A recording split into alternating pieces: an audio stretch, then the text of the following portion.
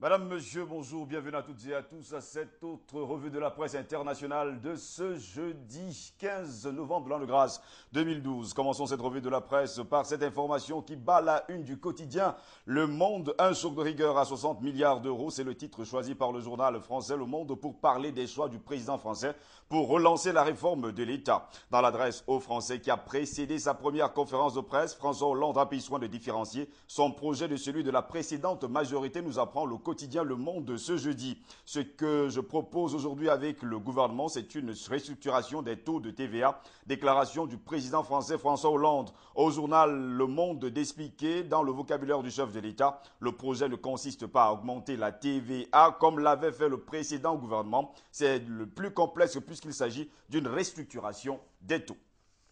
À l'UMP, le camp de l'opposition, cette fois-ci, le même quotidien français nous apprend que Fillon et Copé adoptent une stratégie de victimisation. Chacun de ces deux candidats à la présidence de l'UMP se pose en victime en accusant l'autre de se livrer à des attaques personnelles. C'est leur positionnement tel que consiste et constate Le Monde qui rappelle que ce jeu de rôle dure depuis 4 jours aujourd'hui.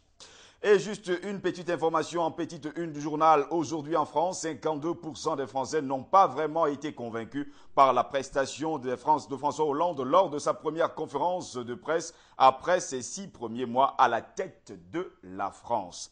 La France, dont les nouvelles, c'est aussi la situation sociale dans les entreprises comme Renault qui menace de fermer certaines de ses usines. Faudra-t-il revoir nos salaires à la baisse? Les salaires des Français, il faut bien le préciser, employés de Renault aujourd'hui en France se posent la question et ce titre fait la une en plein débat sur la compétitivité. Nous apprend ce journal, la direction de Renault réclame aux syndicats de signer un accord de flexibilité et s'engage en contrepartie à ne pas fermer d'usine en France. Négociation du temps de travail, de la mobilité et parfois de salaire risquent de se multiplier dans les entreprises. Information à lire dans les colonnes du quotidien aujourd'hui en France en pages 2 et 3. La France qui prend de court ses alliés en reconnaissant l'opposition à Damas a affiché à sa une Le Figaro. Le pays de François Hollande a reconnu comme seul représentant du peuple l'opposition syrienne qui vient de s'unir. Le journal parle même d'un pari, le pari de la France en Syrie. Après la Libye, la France s'engage davantage qu'aucun autre pays occidental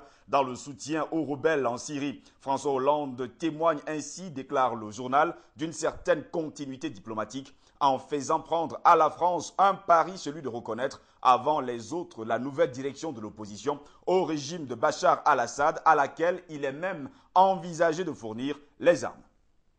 Pendant ce temps, c'est le budget qui préoccupe en Belgique. 3 semaines déjà que les membres du comité ministériel planchent sur le budget. 3 scénarios différents ont été résumés en discussion dans le pays. Les scénarios qui proposent un assainissement budgétaire de 3,4 milliards d'euros.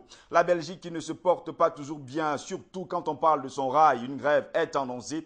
À partir de ce jour, à lire toujours dans le journal Le Métro, des perturbations sont à craindre sur le réseau des chemins de fer dans le pays.